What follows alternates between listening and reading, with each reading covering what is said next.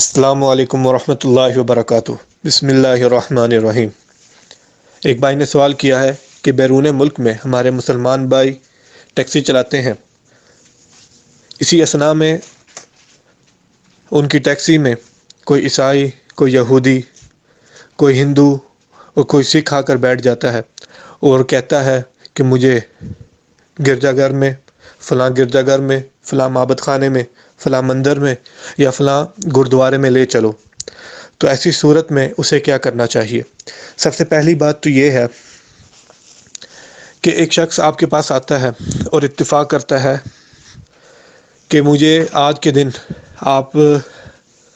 میں آپ کی ٹیکسی ہائر کر رہا ہوں، اجرت پر لے رہا ہوں، جہاں پر میں آپ کو کہوں گا آپ کو وہاں پر مجھے لے کے جانا پڑے گا، اور آپ اس سے اتفاق کر لیتے ہیں بلائنڈلی، بغیر دیکھے بنا پوچھے کہ کہاں کہاں اس نے جانا ہے۔ آپ اس کا اتفاق کر لیتے ہیں کہ پورے دن میں فلاں جگہ پر پورے دن میں آپ کو جہاں پر آپ کہیں گے وہاں پر لے کے جاؤں گا، فلاں قیمت ہے۔ تو اب آپ نے اس سے اتفاق کر لیا، تو اس اتفاق کی صورت میں اگر وہ آپ کو گرجا گھر لے کے جاتا ہے تو آپ کو مجبوراً جانا پڑے گا، اور آپ کو چاہیے کہ آپ اس بات کو دل میں برا جانتے ہوئے اس کو اس کی گرجا گھر میں لے جائیں۔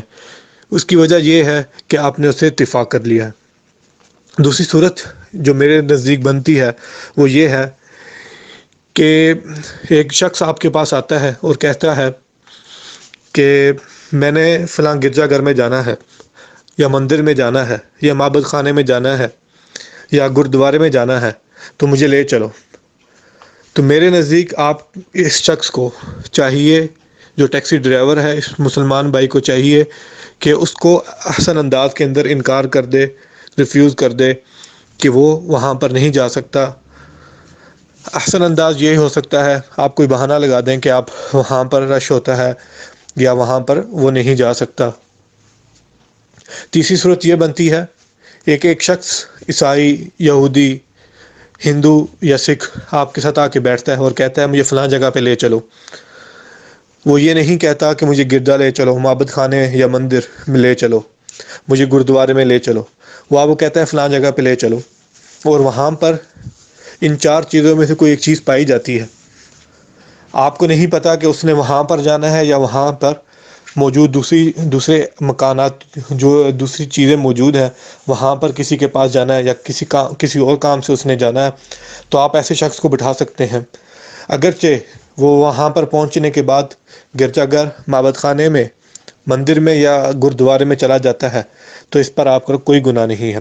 اگر آپ کو پہلے سے ہی معلوم ہو اس نے گرجا گھر میں ہی جانا ہے، یا معبد خانے میں ہی جانا ہے، یا مندر میں ہی جانا ہے، یا گردوارے میں ہی جانا ہے، تو آپ کو چاہیے کہ آپ اچھے انداز میں، احسن انداز میں انکار کر دیں۔ ھذا ما عندی واللہ اعلم بالصواب۔